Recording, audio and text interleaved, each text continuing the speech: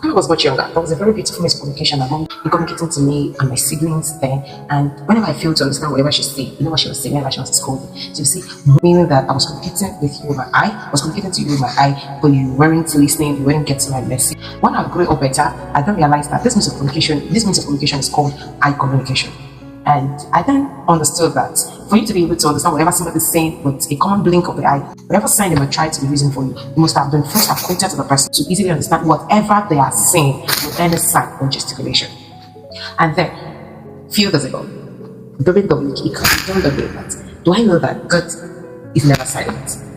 And God was never silent to you. God was never silent. Let's take a look at this. Me sitting here, shaking my head, probably praying in my spirit, my soul, praying just not in my head. And someone comes in, calling my name, Arẹwà, Arẹwà. On hearing my name, I turn towards this person, even though without saying the word, still nodding my head and shaking my legs.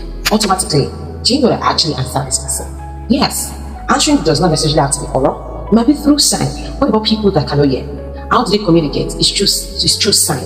And it dawned on me that God is never silent. Yes, God was never silent.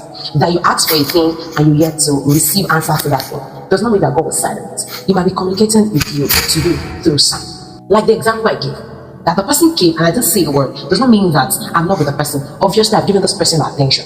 Once the person places their mind, probably when the person came and I turned, I was expecting the person to either turn. If the person turns and I call on the person, that means I'm actually with this person. I want you to say whatever you want to say. Or probably when the person comes and calls me and I talk to this person, make your request. If the person makes it to our request and I still do not see anything, it might be three things. Number one, I'm ruminating over what you asked. Number two, no. Number three, wait until I'm sure. So that God is silent about you, about your matter, it's a no. God is never silent. God is never silent. His response is in one of the three things I've listed. Whichever may be the reason, one thing is expedient for this questioner, the one who have come to place their request. And that thing is called patience. That expedient thing, patience is key. Because in this patience, there is understanding of whatever is going on. In this patience, there is a great understanding of what I am saying through the sign or probably my eye communication. God has never forgotten you. If you are asking for a thing or you've been asking for a thing and you've not been seeing answers, and since God is quiet and you've been feeling like God has rejected you, my dear, patience is what you need. Because in your patience, you will get the full understanding of what God is trying to tell you.